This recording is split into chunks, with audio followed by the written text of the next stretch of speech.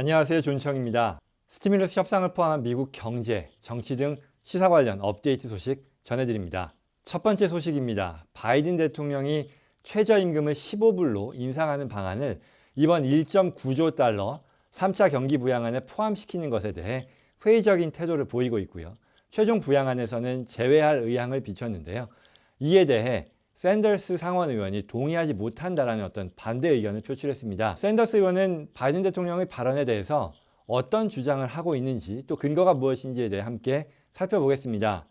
또한 이와 더불어 바로 오늘이죠. 월요일 민주당 하원에서 전 국민에 대한 1,400불 스티뮬러스 체크 지원안에 대한 입장을 또한 밝혔는데요. 이에 대해서도 함께 살펴보겠습니다. 두 번째로는 옐런 재무장관이 경기 부양안 통과가 실현되면 내년이면 완전 고용이 가능할 것이다 라는 전망을 내놓았는데요. 현재 백악관은 경기 부양안 통과에 공화당의 반대를 직면하고 있죠. 이러한 상황에서 재무장관이 연방정부의 지원이 절실하다라는 것을 강조하면서 입장을 밝힌 것으로 보입니다. 재무부 장관을 통해서 바이든 행정부가 어떤 입장을 보이고 있는지도 살펴보겠습니다. 세 번째로 SBA의 이 Targeted EIDL 어드밴스 프로그램에 대한 자세한 가이드라인이 업데이트되었다는 소식 전해드립니다. 이에 대해 어떤 내용인지 구체적으로 또한 살펴보겠습니다. 그럼 바로 시작하겠습니다.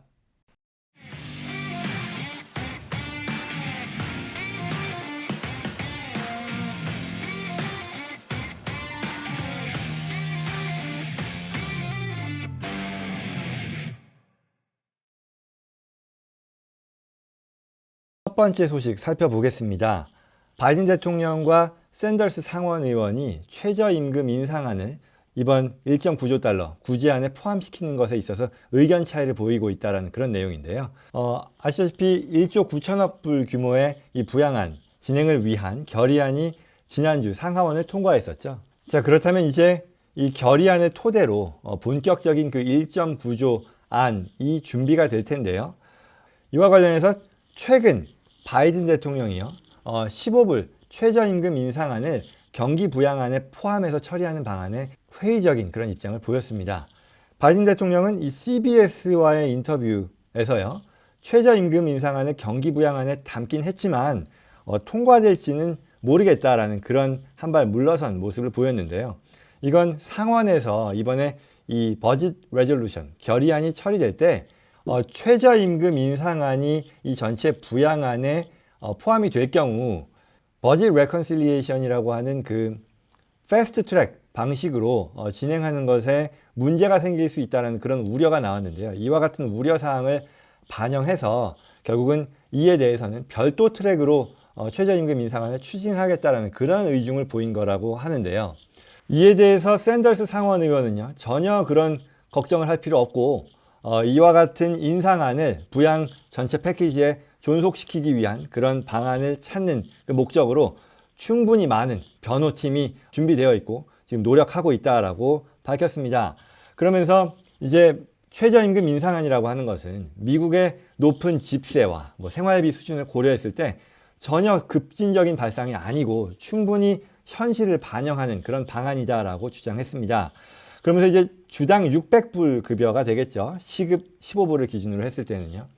이 수준은 오늘날 미국인들의 어떤 최소한의 인간적인 생활 수준을 유지하는 데 있어서 필요한 금액으로서 전혀 많은 게 아니다라는 점을 강조했네요. 그래서 열심히 일을 하고도 가난하게 사는 그런 상황이 있어서는 안 되겠다라고 하면서 2007년 이후에 한 번도 인상되지 않았던 연방정부 이 최저임금안을 이제는 올려야 된다라고 강조했습니다. 한편 이와 같은 샌더스 의원의 발언을 의식한 것인지 이 바이든 정부의 경제 수석 고문은 MSNBC와의 인터뷰에서 이에 대한 언급을 했네요. 행정부가 여전히 15불의 최저임금을 지지하고 있고 샌더스의 노력을 역시 지지하고 있다라고 밝혔습니다. 또한 바이든 대통령이 이 CBS 인터뷰에서 최저임금 인상안에 대해서 언급을 한 것은 살아남기 어렵지 않겠느냐라는 그런 예상을 언급한 것이고요. 반드시 이걸 부양해서 빼겠다라는 그런 의도는 아니다라는 한 발 빼는 모습을 보였네요. 정리하자면 바이든 대통령과 샌더스 상원은 모두 최저임금안 인상에 대해서는 동의를 하지만 구제 법안을 포함시켜서 통과시킬지에 대해서는 의견 차이가 있는 것으로 보인다라고 뉴스는 분석했습니다. 한편 이번 1,400불 체크 지급 관련해서도 새로운 소식이 있는데요. 바로 오늘이었죠. 이 민주당 하원에서는 이 1,400불을 지급하는 데 있어서 받을 수 있는 자격을 갖춘 사람들의 소득 수준을 줄이지 않겠다라고 밝혔습니다. 이 말은요, 배경을 잠깐 설명을 드리면 공화당에서는 이 1,400불을 직접 체크로 지급하는 데 있어서는 동의하지만 그러나 이걸 받을 수 있는 사람들의 자격을 좀 더 강화하자, 즉 타겟팅을 더 저소득층으로 집중하자라는 그런 의견을 보였었는데요. 그래서 이제 바이든 대통령도 몇 차례 그와 같은 문제 제기에 대해서는 충분히 긍정적으로 생각하고 또 이 부분에 대해서 협상의 여지가 있다라는 의중을 비쳤었는데요.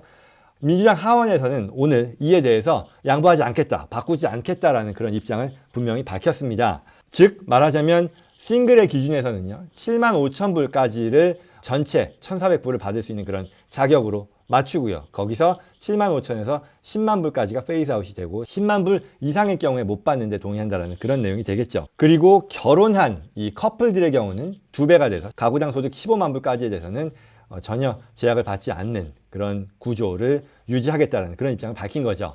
그리고 여기서 추가로요, 또한 성인 이 부양가족에 대해서도 동일하게 지급하겠다는 입장도 확실히 했습니다.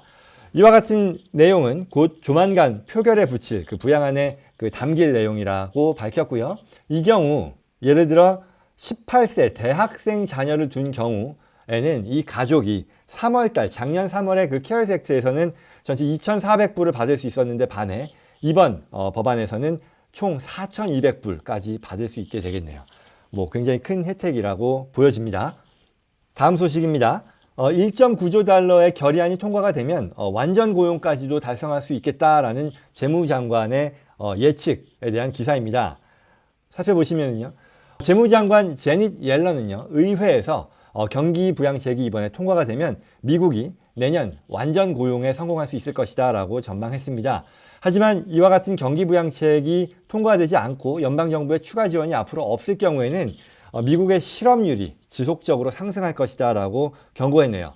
CNN은요, 이에 대해서 백악관이 의회를 통해 바이든 대통령의 정책을 밀어붙이는 데 있어서 이 행정부의 경제 수장이죠, 이 재무장관의 입을 빌어서 이 부양안을 지금 현재 바이든 정부가 얼마나 중요하게 보고 있는지를 밝히는 그런 입장을 보였다라고 분석했네요. 물론 여기서 추가하는 부분은 완전 고용이라고 하는 것이 실업률이 제로인 것을 의미하느냐, 그건 아니고요. 일반적으로 고용주들이 그들이 필요로 하는 전문 인력을 충분히 고용할 수 있는 그런 상황을 의미하는데요. 옐런 재무장관은 이와 같은 완전 고용이 이 바이든 정부의 경기 부양책이 통과가 되고 지원이 된다면 내년에 달성 가능한 목표가 될 것이다 라고 밝혔습니다. 또 한편 이 그동안 바이든 대통령의 경기 부양책이 경제를 과열시켜서요, 인플레이션을 유발할 수도 있다라는 그런 우려 섞인 전망도 있어 왔죠. 특히 지난주에는요, 이 워싱턴 포스트의 이 서머스 재무장관, 전 재무장관이었죠. 클린턴 정부 때 재무장관이었었고 굉장히 유명한 분인데, 칼럼을 통해서 바이든 대통령의 이 경기 부양책으로 인해 그간 보지 못한 종류의 인플레이션 압력이 촉발될 것이다 라고 주장하기도 했는데요. 그러나 옐런 현 재무장관은요, 그에 대한 대비책을 정부는 충분히 가지고 있다라고 하면서 우려를 일축했습니다. 또한 추가로 인플레이션 유발 위험이라는 것은 어느 정도 수준에서는 충분히 감수할 만한 가치가 있다라고 하면서 낙관적인 입장을 보인 건데요. 이런 발언들을 종합해 봤을 때 결국 재무장관을 통해서 경기 부양책으로 인해 빚어질 수도 있는 그런 위험보다는 그로부터 달성할 수 있는 효과, 이득이 훨씬 더 크게 예상하고 있다는 것을 알 수 있네요. 자, 다음 소식입니다. 이 SBA에서요, EIDL, Targeted EIDL 어드밴스에 대한 가이드라인을 발표했는데요. 자주 묻는 질문에 대한 답변 형식으로 여러 질문, 거의 20개가 넘는 질문에 대해서 답변을 했습니다. 대부분 우리가 궁금해하는 내용들을 다 커버한 것으로 보이는데요. 아시다시피 EIDL 어드밴스라고 하는 것은 갚지 않아도 되는 지원금에 대한 내용이고요. 최대 10,000불까지 받는 건데, 지난번에는 이제 종업원 1인당 1,000불씩 받는 걸로 해서 실망을 많이 하기도 했습니다. 그런데 이번에 작년 말 12월 말에 통과된 2차 경기 부양안에 따라 새로운 EIDL 어드밴스 방식에 대한 지원이 나왔고요. 이 중에 하나가 타겟티드 EIDL이라고 해서 업체당 10,000불을 다 받는 내용이었던 거죠. 이에 대한 구체적인 가이드라인이 자주 묻는 질문에 답하는 형식으로 나왔다는 거죠. 뭐 전체 내용은요, 제가 이제 별도 영상을 준비했고요. 이 뉴스를 보실 때쯤이면 그 영상도 같이 보실 수 있을 텐데요. 위에 링크 같이 첨부하도록 하겠습니다. 간단하게는요, 주목할 만한 내용으로요, 각각의 이 사업주들은요, 아무것도 할 게 없다입니다. SBA에서 연락이 가게 된다라는 내용이고요. 일단 지난번에 EIDL 어드밴스를 1차 때 신청했던 분들은요, 그들을 대상으로 SBA에서 1차적인 그런 연락을 취할 것이다 라는 거고요. 그리고 나면 이제 이메일을 통해서 연락을 받는데요, 그에 따라 적절하게 대응하면 된다라는 게 요약된 내용입니다. 뭐 그나저나 이를 통해서 이미 이 SBA로부터 이메일을 받으신 분들이 많이 있습니다. 또한 그 내용도 별도 영상으로 소개해 드렸습니다. 살펴보시면 좋겠고요. 그래서 결국 중요한 것은 내 사업장이 로우 인컴 커뮤니티에 있어야 하고, 또 내 사업체가 2020년 3월 2일부터 8주간의 수입이 그 전 기간에 비해 30% 이상 줄어들었어야 타겟티드 EIDL을 받을 수 있는 그런 조건을 충족하게 되는 건데요. 특히 궁금하게 생각하는 것으로서 로우 인컴 커뮤니티에 내 사업장이 해당이 되는지에 대한 부분일 텐데, 이에 대해서 SBA는 그 SBA가 직접 평가해서 알려주겠다라는 그런 입장을 밝혔습니다. 아무튼 EIDL에 대해서 과거에 지원하셨던 분들은 반드시 관심 갖고 챙겨야 할 사항이겠고요. 그리고 또한 아직 지원을 안 하신 분들은 다음에 또 이와 같은 지원이 열리는 그런 상황에 대비해서 준비하고 계셔야 될 것 같습니다. 특히 지난해 말 2차 경기 부양안이 통과된 것도 있지만, 이번에 1.9조 달러의 바이든 정부 첫 부양안에도 이 EIDL에 대한 내용이 포함되어 있기 때문에 충분히 더 열릴 가능성은 있을 전망이다라는 그런 예상인 거죠. 잘 살펴볼 필요가 있겠습니다. 이상 오늘 준비된 소식이었습니다. 도움이 되었기를 바라고요. 저희 정보가 유익했다고 생각하시는 분들께서는 구독과 라이크 버튼 바로 눌러서 다른 분들께도 이 소식들 소개될 수 있도록 도와주시기를 부탁드립니다. 그럼 이번 시간은 여기까지 하겠습니다. 저는 다음 시간에 뵙겠습니다. 고맙습니다.